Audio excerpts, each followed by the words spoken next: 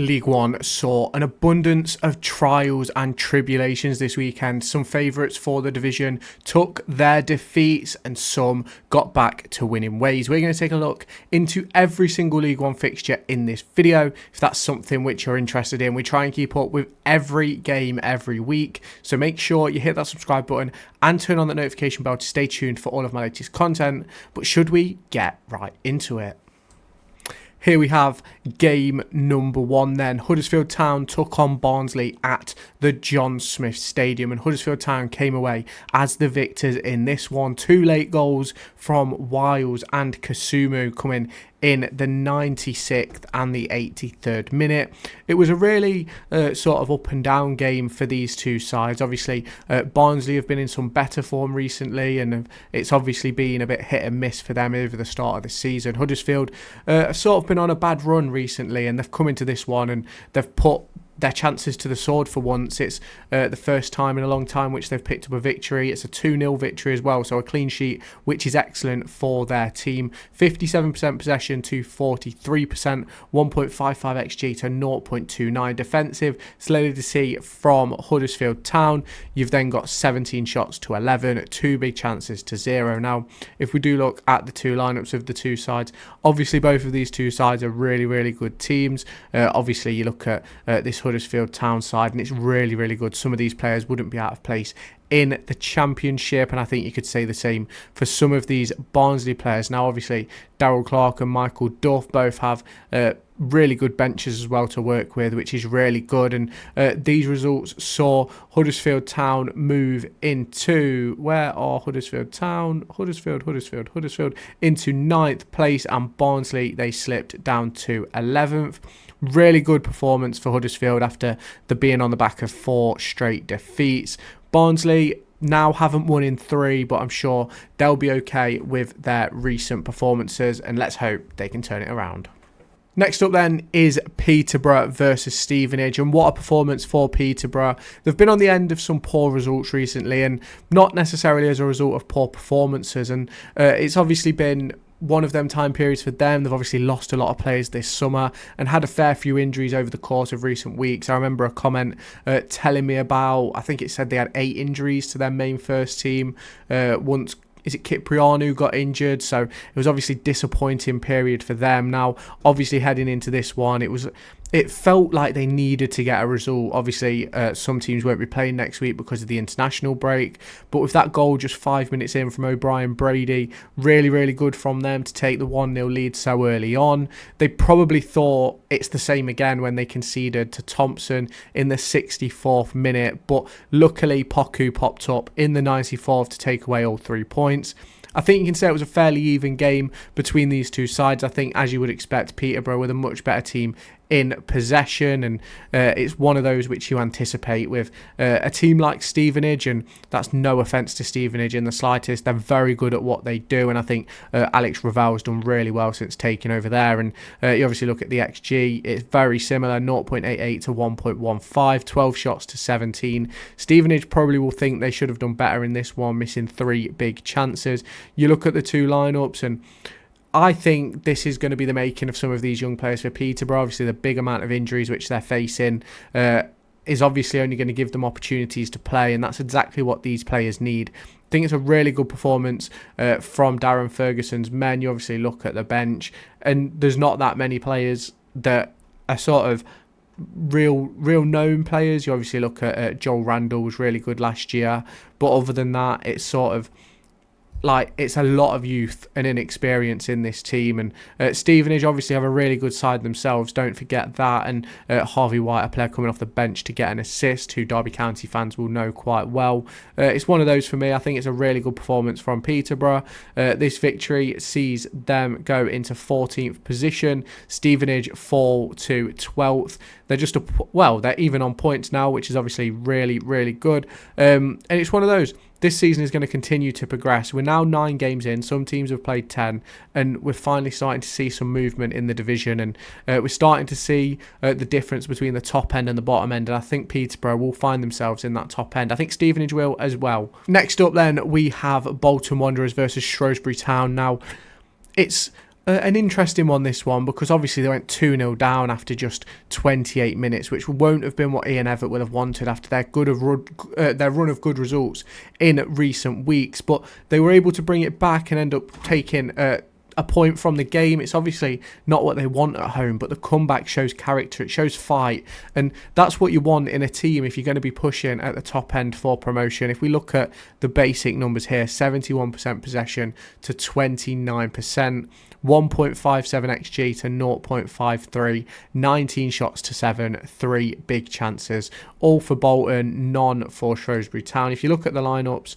you do expect this Bolton team to be much better than they've been so far this season. I think everybody will agree with that. I think Shrewsbury Town, taking away a point from this game, they'll be absolutely delighted. And it's one of those for me where, yes, they were 2-0 up after 28 minutes and they probably would have wanted to come away with all 3. But I think you can deal with dropping 2 points to this Bolton side, which I think come the end of the season will be up there in those playoff positions. Ian Evatt got sent off after the game. He squared up to one of the Shrewsbury Town players, and I think sometimes emotion just gets the better of him, and it's one of those, hopefully they can come back from this draw, but I don't even think it's that bad of a result. You obviously look at their previous 5 games, they've only dropped, 5 points? 5 points in 15, which isn't horrendous. Obviously they'll want much more than that over the future games, but they've been on a real good run. They're 4 unbeaten heading into their next one. It's going to be interesting to see what happens. Shrewsbury Town, I think they're still languishing in that relegation zone, sitting 22nd now, just a few points out of safety. It'll be interesting to see what happens. The division is opening up now. You're starting to see those bigger gaps formed, and shall we get on to the next one? Burton Albion would have felt like their victory was finally coming after 15 minutes when Danilo Orsi scored a goal. 15 minutes in, you think, right, perfect, great footing to get this game going, and ultimately it fell apart after the break. 2 goals in 10 minutes, put it to 2-1 Bristol Rovers. A 93rd minute goal for Ward made the game over. Van Kooten picked up a red card after 82 minutes, which was obviously disappointing for Burton. And I think as much as we're seeing a change of style for Burton, we've not seen the increase in quality yet. 61% possession to 39, 0.76 xG to 1.4, 11 shots on target to 15, 3 big chances to 4. Now, Burton Albion will have wanted much more from this game, and I think it was a couple of games ago where the Burton Albion boss was talking about how he's playing how he's being told to play, and I think at some point it's going to have to go against the grain, because otherwise Burton Albion are going to find themselves in a really tricky position. Apparently he's not been involved in any of the signings. It's all to do with their sporting director. So you look at the lineups and you think, how many of these players are ones he actually wants? Now, I think there's some good players in that list. I think Orsi, I think Watt, Williams, really good players. I think Webster will be a good player eventually. You obviously look at some of the players on the bench. There's big talk about, is it Stutter as well. Obviously, you don't want Van Kooten to get sent off. Cooper Love, there's a lot of talk about. And it's one of those for me. I think they will get better, but right now they're sitting in a really difficult position, right there in 23rd position on just 4 points, 4 straight defeats now. And if we do just look a little bit further up the division, who did they play? Bristol Rovers. Bristol Rovers are now sitting in 18th place on 13 points. Look, you've already seen that gap build there. It's 5 points now between Leyton, Orient and Bristol Rovers in 19th place. You're starting to see a split of the division. You've obviously got that, and then realistically from 13th to the top of the division is just 9 points. So it's going to be interesting to see how this one develops over the course of the season.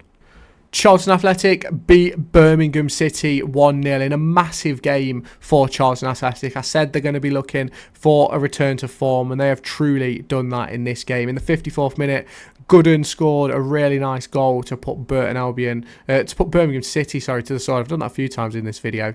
At the Valley as well, and if you look here, Birmingham didn't create a great deal, just 0.5 xG, 3 shots. Nathan Jones will be absolutely delighted. Now, there was some talk from Chris Davis after the game about Charlton Athletic have spent a ton of money, and I think he can't say anything when Jay Stansfield played all 90 minutes, and it's disappointing to hear the Birmingham City boss talk about money with the amount that they've spent. And I think we've got to talk about the brilliant Charlton performance that's gone on here.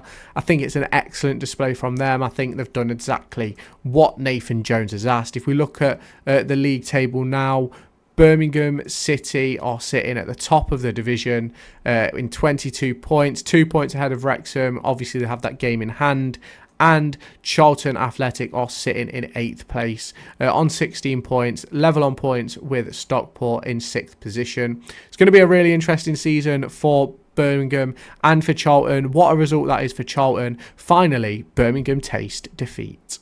Exeter picked up an impressive victory over Cambridge United. Woods picked up the goal in the 23rd minute, and I think we're getting ever closer to seeing Cambridge move their manager on. It's really, really disappointing to have another performance like this, and it's not even that they're not creating opportunities. Obviously, 13 shots, 0.93 xG. They're just not taking them, and that's the disappointing thing. 2 big chances for this Exeter City side, and I'm not going to say that either of these two sides are absolute world beaters for this division, because neither of them are, but they should be doing a lot better than what they are. And I have to say, you look at the division, you look at Cambridge sitting at the bottom. They're 7 points now away from Northampton in 20th. And obviously, you look at Exeter City are now sitting in 7th. So it's a really good result for Exeter. You probably don't expect Cambridge to get something out of this one anyway. But what a performance by Exeter. Brilliant result for them. They've got themselves just outside the playoff positions. Will they be able to make it count?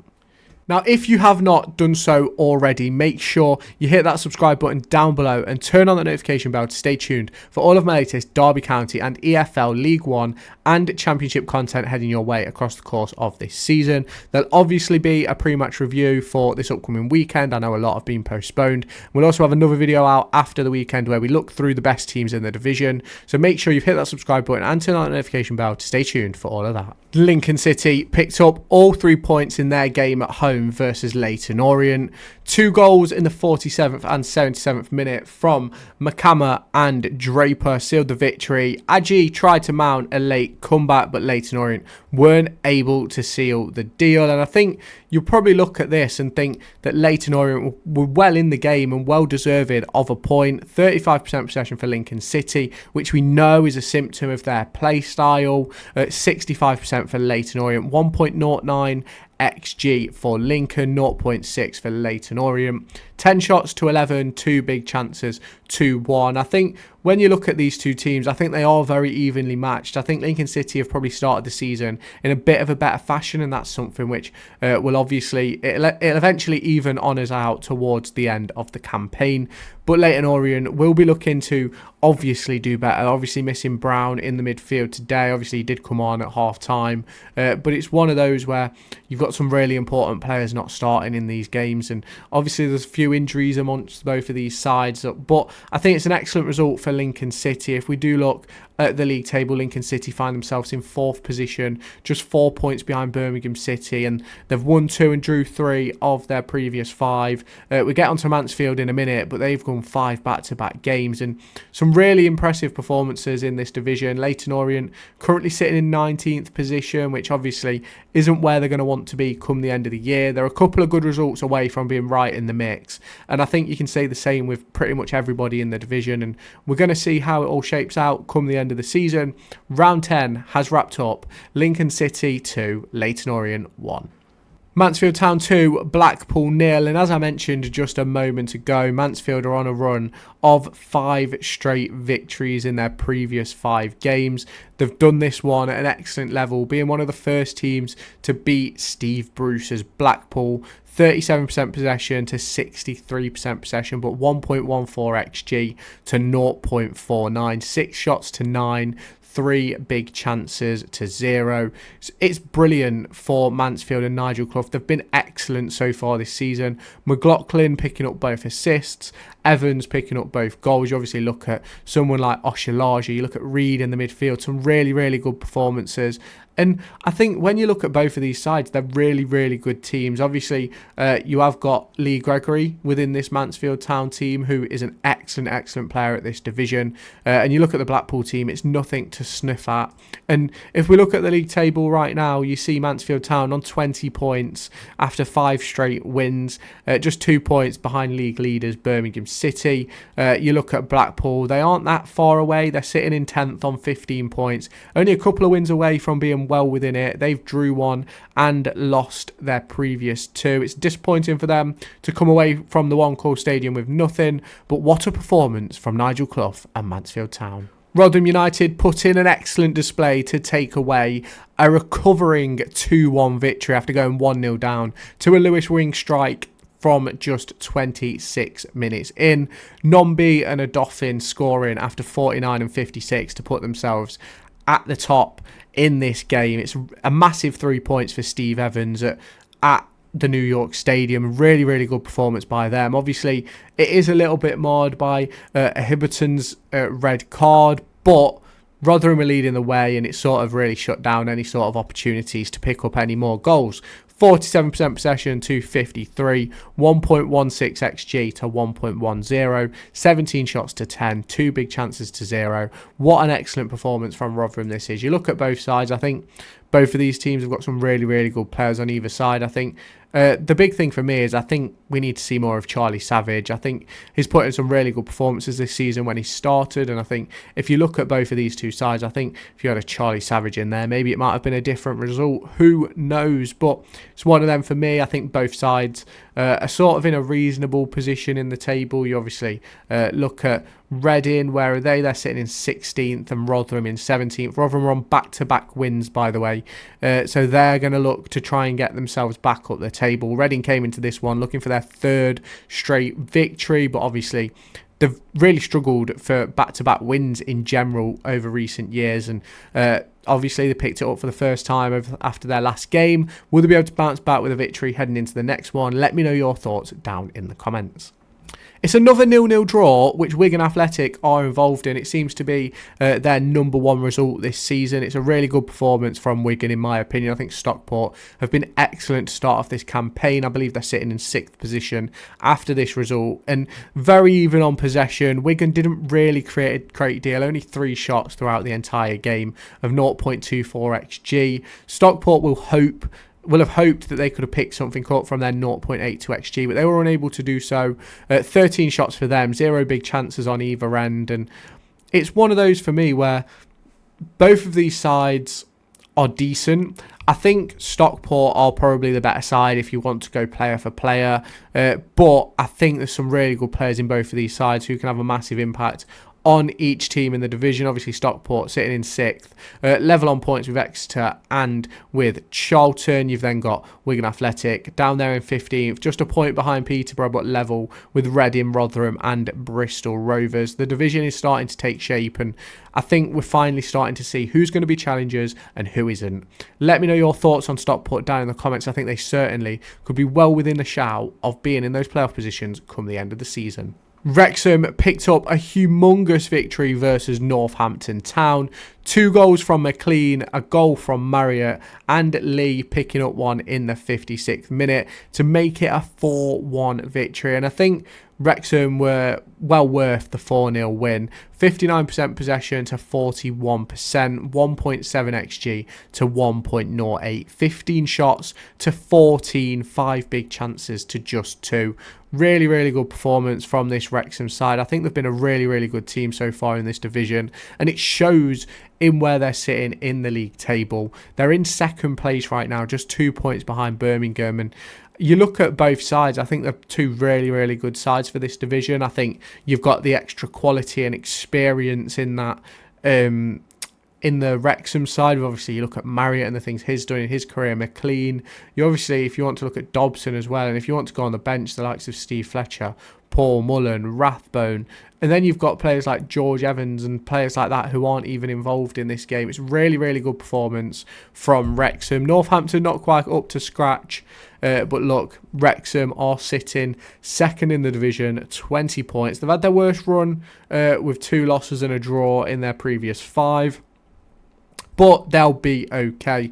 Northampton Town are sitting 20th on just 8 points, and they'll be hoping that they can do a little bit more. Obviously 4 defeats in their previous 5, 1 victory a few games ago. It's disappointing for Northampton. Where will they end up at the end of this season? Let me know your thoughts down below. Wycombe Wanderers close out this weekend with a massive 1-0 win over Crawley Town. Wycombe Wanderers, I think, are going to find themselves with a playoff contention place come the back end of the season. They've started the year off absolutely amazingly. And as we head into the next stage of really busy fixtures, obviously, you've got this international break. Some of these teams won't play. But then you have, obviously, the period until November and then the massive period throughout December, which is going to be really interesting to keep on top of. Crawley Town haven't been great since their start to the season. I think everybody can agree to that. 44% possession for Wycombe to 56 for Crawley. 1.57 XG to 0.19. 9 shots to 8. 1 big chance in the game, and that fell to Wycombe Wanderers. Now, if we look at the lineups, I think the Wycombe side, in my opinion, is quite clearly the better team. I don't really think there's much to discuss about it. I really like this Wycombe team. I really like what they're doing under Bloomfield. I think he's really turned the tide of what Wycombe are as a team. Now, if we look at the division, they're sitting 5th after 9 games. Obviously, a game in hand on Wrexham. They could be above them should they win that. But no loss in 5, 4 wins and a draw. You look now for who is the team. Crawley Town, 4 back-to-back defeats. Disappointing for them. They'll be looking for a bounce back. They fell into the relegation zone, pretty much where everybody anticipated they'd be this season. You can let me know your thoughts down in the comments. So, what a week of League One action. I've been your host, Lewis Everett. Let me know your thoughts down in the comments. Make sure you hit that subscribe button and turn on that notification bell to stay tuned for all of my latest Derby County and EFL Championship and League One content heading your way. And if you have not done so already, make sure you head on over to Lewis Talk Racing, where I talk everything Formula 1, everything motorsport. Make sure you go and check that out.